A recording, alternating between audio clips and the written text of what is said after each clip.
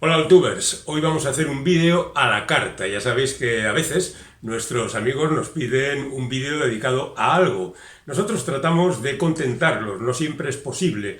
Por ejemplo, si me dicen que ha ocurrido que dedique un vídeo al manga, pues yo tengo mis dificultades porque he leído y leo manga, pero no lo suficiente, porque es un vasto océano y yo conozco muy poquito, a diferencia de, por ejemplo, el cómic americano o el cómic europeo, que ya domino un poquito más. Pero si, por ejemplo, me dicen que dedique un vídeo a Howard Hawks, que es uno de esos directores que de alguna manera ha marcado la infancia de uno y que está considerado como uno de los grandes y del que el mismísimo Orson Welles dijo: John Ford es poesía, pero Howard Hawks es buena prosa, lo cual no es mala recomendación. Pues tenemos que dedicarle unos minutos a este hombre nacido en 1896 en Indiana, hijo de una familia con mucho dinero, no de clase media, sino de gente con mucho dinero, que le ayudó mucho, claro, en su carrera, y que después se trasladó a California justamente porque la salud de la madre de la familia pues era un poco delicada y al parecer el clima de California era mejor que el de Indiana, seguro. Pero bueno, en cualquier caso, allí se fueron Howard y sus hermanos y les pillaba fácil porque tenían Hollywood al lado, Hollywood que acababa de nacer prácticamente. También es cierto que aparece la Primera Guerra Mundial. Estados Unidos entra en la Primera Guerra Mundial un año y pico antes de que termine, es decir, ya en un momento en que ha habido muchas muertes en Europa y no es necesario que Howard llegue al frente porque él ha descubierto una temprana afición por los motores de coche, por los motores de avión fundamentalmente, y se dedica con entusiasmo a todo esto. Así que durante la guerra, la Primera Guerra Mundial, él fue instructor de vuelo y también se ocupó de los motores de los coches. Pero inevitablemente llegó el momento en que pasaba por allí, o sea, por Hollywood, y decidió dedicarse a algunas cosas. Él además era ingeniero, había estudiado un montón de carreras, pero no acababa de verle la gracia a todo aquello. Le gustaba trastear en los motores, pero digamos que la teoría se le atragantaba. Y se fue a Hollywood en compañía de su hermano Kenneth, que años más tarde moriría en un accidente automovilístico, lo cual no hizo que Howard perdiera su afición a los coches, y lo cierto es que empezó como encargado de atrecho. Aquí empiezan a amontonarse las leyendas. Empieza a decirse que un día estaba allí en un rodaje en el que el director no apareció porque había cogido la noche anterior una borrachera monumental y él se ofreció y entonces le gustó a Mary Pickford, que era la protagonista, cómo había dirigido el chaval aquello. Bueno, pues puede ser una de estas posibilidades.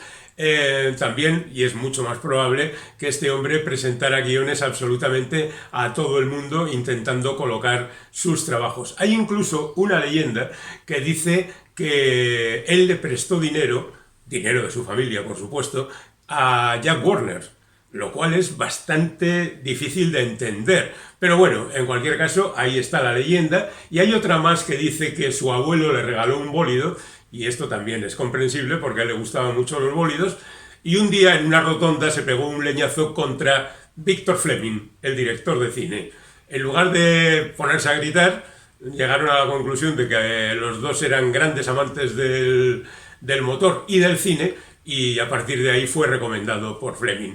Bueno, la verdad es que fuera como fuera, lo cierto es que nuestro hombre en 1923 consigue que se ruede el primero de sus guiones. Es una película titulada Quicksand, que escribió nada más y nada menos que en colaboración con Oliver Hardy, el gordo de El Gordo y el Flaco, que por aquel entonces todavía no eran pareja y no eran famosos, por supuesto, porque no eran pareja. Bueno, pues esta fue su primera película. Cecil B. DeMille se fijó en él para que le hiciera el guión, en colaboración con otros, por supuesto, de La Huella del Pasado, y también fue guionista de La Ley del Hampa de Joseph von Sternberg, que es sin duda uno de los grandes momentos de la época del cine mudo.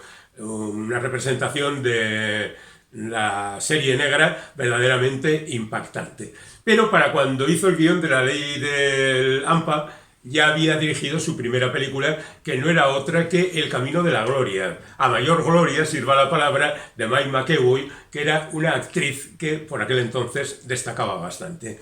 Además, su siguiente película fue Hojas de Parra, que tuvo un razonable éxito, e incluso una tercera película de aquella época que se tituló Donde las dan las toman, que en realidad ya no tuvo participación en el guión de Howard Hawks, porque era una adaptación de una obra teatral, A mayor gloria, de George O'Brien, que a continuación quedó tan contento del trabajo del chaval, le contrató para su siguiente película, Érase una vez un príncipe, que es una especie de cuento de la época.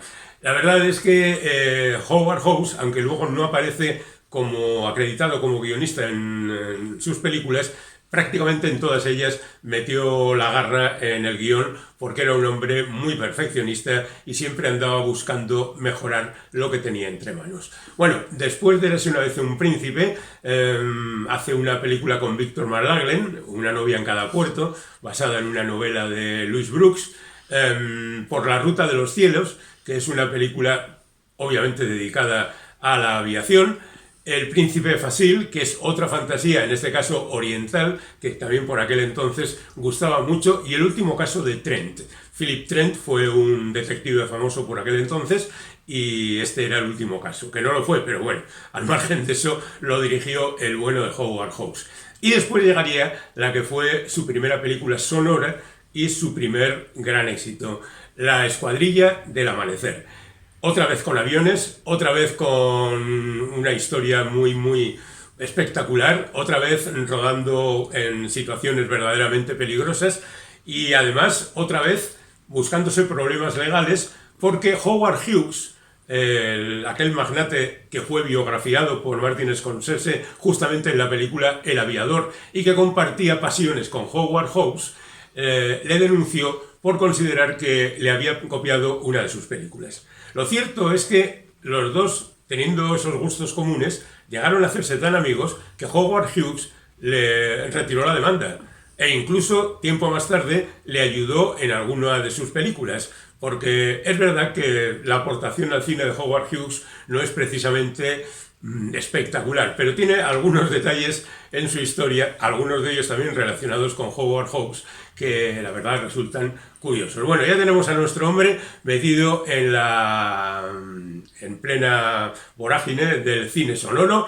La película La escuadrilla del amanecer es un auténtico éxito.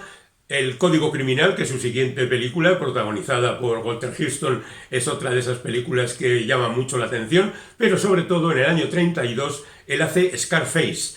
Scarface es la versión original de esa película que después conocemos todos, protagonizada por Al Pacino y ambientada en Miami, en Cuba y en Miami. Bueno, pues la versión original es de esta época. Recordemos que los gángsters por aquel entonces eran personajes muy apreciados por la ciudadanía y muchos de ellos eran protagonistas de películas, y la verdad es que aunque acababan pagando por sus pecados, se convertían en auténticos héroes. Y bueno, pues Scarface fue uno de ellos. A continuación hizo y empezó a trabajar cada vez más con representantes del cine negro. Hizo Avidez de tragedia, de la que hizo dos versiones, una protagonizada por James Cagney y otra protagonizada por Jean Gabin, que era la versión francesa. En los años 30, a principios del cine sonoro, las películas se rodaban en inglés en Estados Unidos, pero al mismo tiempo, con los mismos decorados, cambiando los actores, manteniendo el guión, se rodaban versiones en diferentes lenguas, en alemán, en francés, en español, en lo que correspondía. Y Howard Hawks dirigió las dos versiones, la estadounidense y la francesa. Y luego hizo Pasto de tiburones, que es una película que llamó también bastante la atención, pero estamos en una época en la que Howard Hawks trabaja mucho y a veces se le escapan algunas cosas. De hecho, Howard Hawks en los años 30 colabora en diferentes películas. Es algo que le pasará mucho a lo largo de la historia, pero como era un tipo bastante chulo y no aceptaba las imposiciones de los productores, a veces lo despedían, otras veces se marchaba a él. Le pasó, por ejemplo, con dos películas como son El boxeador y la dama, de V.S. Van Dyke, y Viva Villa, de William Wellman. las empezó el bueno de Howard Hawks, pero no llegó a ningún acuerdo con los productores y se tuvo que marchar. No obstante, por aquella época, estamos ya a finales de la década de los 30, hace una película basada en una historia de William Faulkner. Vivamos hoy se titula. Es la historia de un triángulo sentimental que reúne en la pantalla a Gary Cooper, a Joan Crawford y a Robert Young. Pero lo importante para Howard Hawks es que conoce a William Faulkner, con el que va a trabajar mucho. William Faulkner después tendría el Premio Nobel de Literatura y es sin duda uno de los grandes representantes de la generación perdida. Y algunos de sus títulos son Santuario o El ruido y la furia, Mientras agonizo, son auténtica historia de la literatura. Este hombre trabajó no solo para Howard Hawks, sino para otra gente como Alfred Hitchcock, por ejemplo, y la verdad es que la historia de sus relaciones con Hollywood es también verdaderamente apasionante. Vivamos hoy tuvo bastante éxito. Y el bueno de Howard Hawks siguió adelante con La comedia de la vida, con John Barrymore y Carole Lombard. La verdad es que prácticamente todos los géneros estaban al alcance de este hombre. Pasaba de una comedia a una película de aventuras y después a un thriller y luego caía en un western. Bueno, los westerns llegarían más adelante, pero de momento, a estas alturas, hace La ciudad sin ley, hace Águilas heroicas, que es otra película de aviación, en este caso con James Cagney. El camino de la gloria, que no es una nueva versión de su primera película, sino una historia diferente con Frederick March y Lionel Barrymore. Rivales, que está basada en una novela de Edna Ferber, que es una señora que por aquel entonces proporcionaba muchos textos para el cine. Suyos son, por ejemplo, Gigante, o Cimarrón, o Imperio de Titanes, y esta, pues, como todas sus novelas, era una novela a lo grande que fue llevada al cine por Howard Hawks con, bueno, la rivalidad entre dos personajes, que era algo muy habitual en las novelas de Edna Ferber. Y a continuación nos encontramos ya con la primera gran comedia. Es verdad que ha hecho comedias anteriormente, pero son comedias que no han pasado a la historia. Nos encontramos con La fiera de mi niña. La fiera de mi niña tiene bastantes características diferentes. Por un lado, siempre se ha alabado el carácter excesivamente masculino del cine de Howard Hawks. Y es verdad que a él lo que le gustaba era contar historias de hombres metidos en diferentes circunstancias, más o menos en peligro, con momentos para el humor, pero con esa camaradería tan masculina de te voy a pegar un puñetazo y luego nos tomamos una cerveza juntos. Lo cierto es que estos hombres, digamos, fuertes, fueron convertidos en justamente lo contrario en La fiera de mi niña. Porque en esta película la auténticamente fuerte es el personaje que interpreta Katharine Hepburn, que es una heredera, algo locuela, muy divertida, que pone de los nervios al personaje interpretado por Gary Grant, que es un paleontólogo que es tímido y se ve superado por su pareja femenina prácticamente en todo momento. Y bueno, pues ahí queda para la historia esas panteras que andan por la pantalla, la canción de Amanda que sobrevuela toda la película, las entradas y salidas de la cárcel, los equívocos continuos, la rotura de la vestimenta que obliga a hacer equilibrios para salir adelante. Sin duda alguna, La fiera de mi niña es uno de los grandes momentos del cine, no solo de la comedia, sino del cine en general. Paradójicamente, la comedia, quizá porque el público no estaba preparado, fue un auténtico desastre en taquilla, y eso pues perjudicó un poquito la carrera de Howard Hawks, pero no la de sus protagonistas, porque a partir de entonces la pareja Cary Grant y Katharine Hepburn aparecieron en otras películas como Historias de Filadelfia, ya con mucho mayor éxito. Bueno, no pasa nada, porque el bueno de Howard Hawks rápidamente derivó a otro aspecto de los que tanto le gustan, y hace Solo los ángeles tienen alas, que cuenta la historia de un grupo de pilotos en un país de Latinoamérica, pues viviendo aventuras sin cuento, el avión que se pierde, la aventurera Rita Hayworth que aparece por allí. El protagonista es Gary Grant, que se ha hecho muy amigo de Howard Hawks y que protagonizará después otras películas de este director. Y es un canto a esa amistad masculina que decíamos antes. A pesar de que hay un personaje, el de Jim Peters, que está incluido en el grupo, también se comporta comporta un poco masculinamente, por decirlo de alguna manera. Es decir, con las francachelas y los jolgorios que son característicos de estos grupos. Después de esto hace otra película verdaderamente memorable, que es Luna Nueva. Luna Nueva es la versión de primera página que había sido llevada al cine en 1930 y que en 1942 dirige Howard Hawks. En esta ocasión con Cary Grant de nuevo y contando la vieja historia del periodista que quiere dejarlo y el director del periódico que hará lo imposible para que no lo deje. Se contó más tarde por Billy Wilder, entre otras películas que adaptan esta historia, con Jack Lemmon y Walter Matthau en primera página o primera plana. La versión de Howard Hawks tiene la característica de que el personaje del periodista que va a dejarlo es una mujer, Rosalind Russell, en este caso, y su novio es Ralph Bellamy, que trata de ayudar a su amada a salir de ese engorro. La película es, en esta ocasión, un auténtico éxito, afianza la relación con Charles MacArthur y Ben Hedge, que son los guionistas, y de ahí saldrán otras grandes películas de Howard Hawks. Después de Luna Nueva, este buen hombre hace El Sargento York, otra de esas películas históricas que cuentan, en este caso, como un individuo real, va a la guerra tratando de ser neutral, de no matar a nadie, y acaba convertido en el soldado más condecorado de la Primera Guerra Mundial. Es una historia verídica, protagonizada por Gary Cooper. Este hombre era un patán que un buen día recibe un mensaje divino en forma de rayo y decide convertirse en un pacifista. Evidentemente acabará tirando de ametralladoras.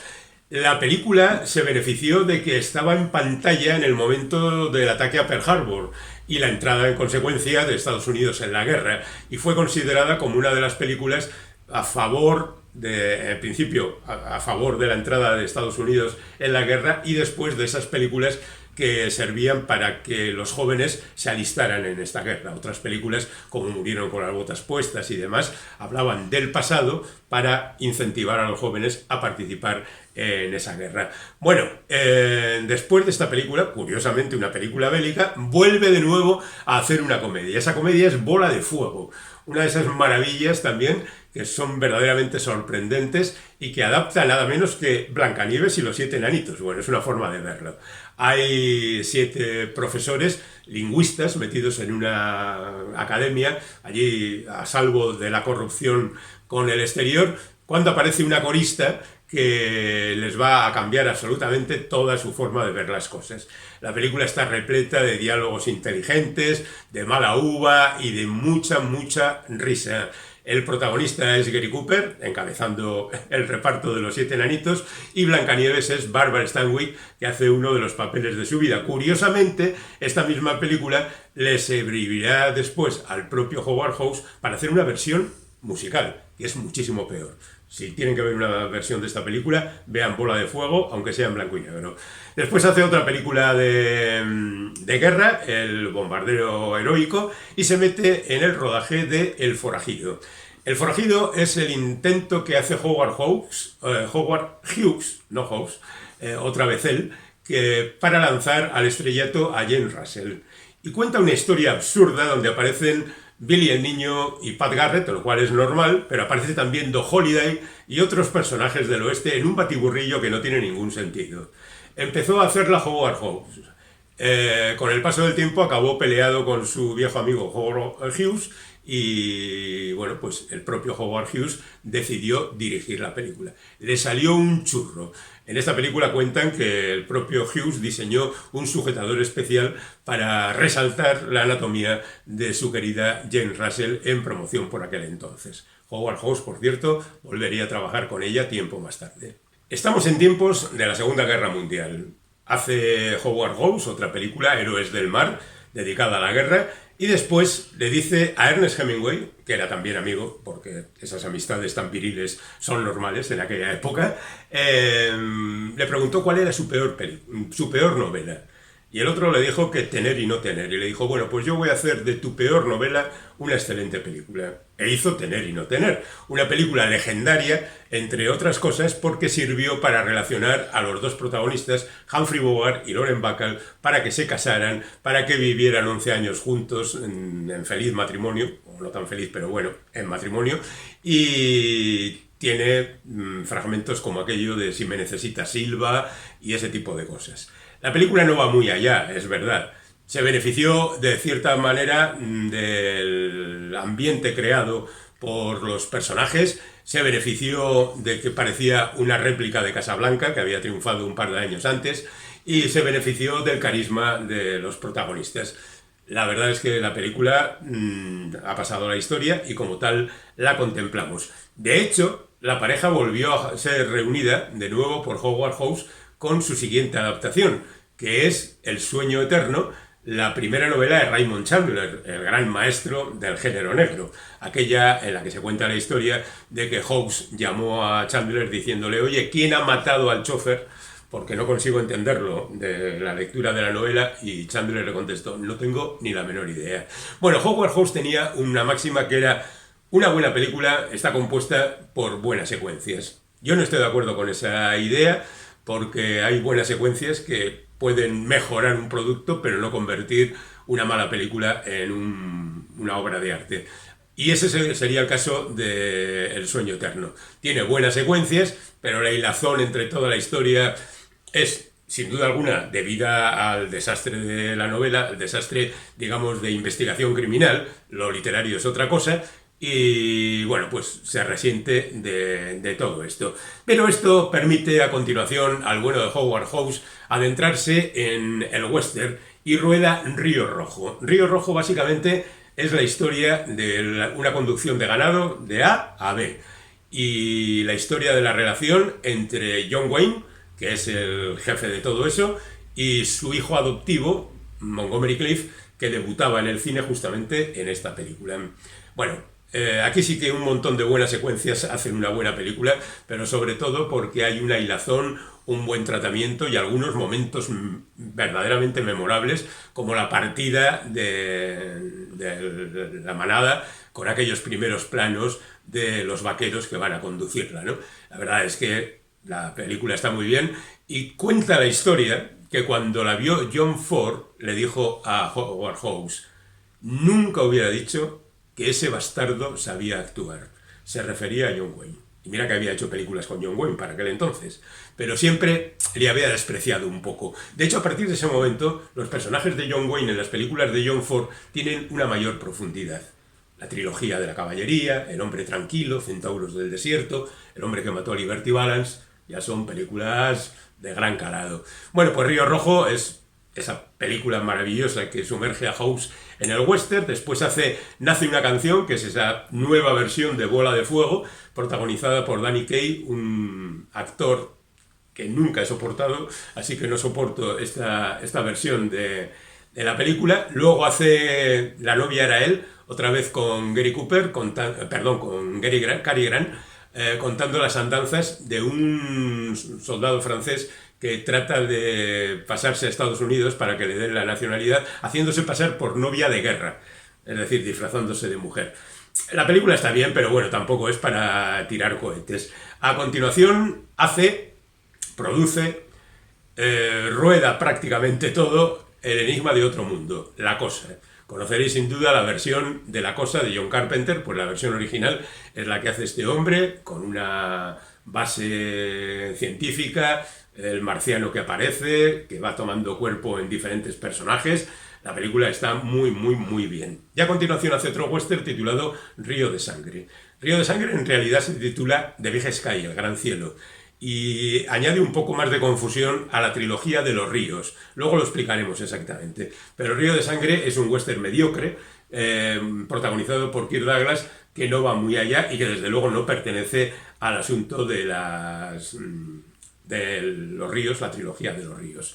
A continuación hace 4 páginas de la vida, bueno, un sketch, porque son 5 historias. ¿Por qué pusieron 4 páginas de la vida si eran 5 historias? Bueno, pues en cualquier caso, ahí está, son historias de O. Henry, un escritor estadounidense famoso por aquel entonces, que no aporta mucho a su carrera. Después Me siento rejuvenecer, que esta sí es una comedia también muy divertida, con un científico, otra vez Cary Grant, haciendo de científico que descubre una forma de rejuvenecer, se vuelven todos adolescentes y niños y empiezan a romper cosas, una película absolutamente divertida. Y a continuación hace Los caballeros las prefieren rubias, con Marilyn Monroe, que ya estaba en Me siento rejuvenecer, y James Russell, a la que había dirigido en El forajido. Es una comedia musical, donde aparece, por ejemplo, la canción Los diamantes son los mejores amigos de una chica, y cosas por el estilo, que tiene mucha fama, pero que a mí me parece que tampoco está a la altura de lo que estaba haciendo por aquel entonces Gene Kelly. Después hace Tierra de faraones, que es una película sobre el poder del faraón, protagonizada por Jack Hawkins y por una actriz, Joan Collins, que estaba prácticamente despuntando entonces. La película es un enorme fracaso, porque es una película, digamos, excesivamente reflexiva para la época, pero es una película verdaderamente interesante. Y este fracaso le llevó a abandonar el cine durante un tiempo, durante 4 años nada menos, hasta que rodó Río Bravo. Río Bravo es la respuesta a Solo ante el peligro. Cuando Howard Hawks vio Solo ante el peligro, dijo: ¿cómo es posible que ese sheriff no sea capaz de enfrentarse a los forajidos él solo?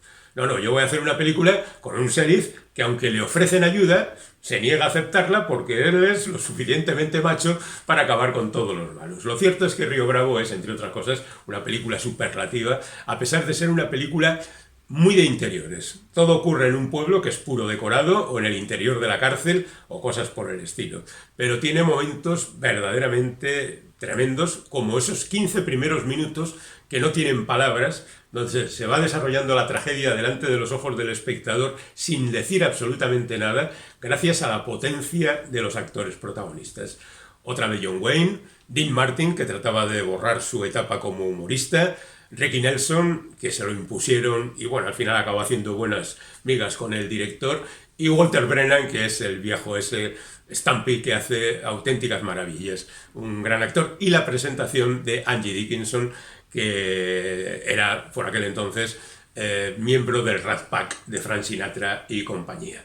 Después deja pasar 3 años, hace Atari. Atari es otra de esas películas que hacen los directores americanos cuando se van de vacaciones, se juntan un montón de amigos, en este caso cogen unos jeeps, se ponen a buscar rinocerontes, meten unos cuantos chascarrillos. Es también la apoteosis de los desastres de Raccord, de Howard Hawks, que es un cineasta que a veces olvida que cuando una mano está aquí, en el plano siguiente debe seguir estando aquí y no aquí.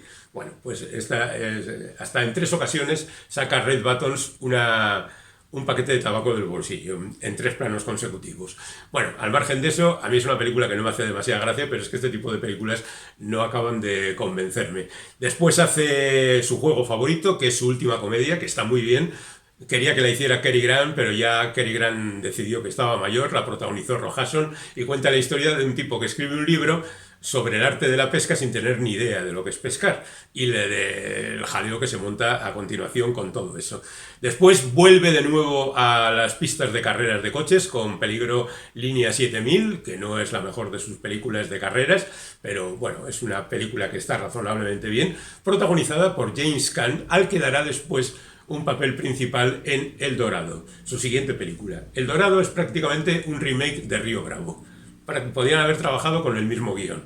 Cambian algunas cosas y El Dorado, sí forma parte de la trilogía de los ríos. La tercera película será en 1970, Río Lobo, que cambia algo con respecto a las películas anteriores, pero está claro que hay una línea. Parte de esa línea es que siempre aparece John Wayne con otros protagonistas, y que las películas se van deteriorando. Si Río Bravo es una obra maestra, El Dorado es una película que está bien y Río Lobo es una película flojita.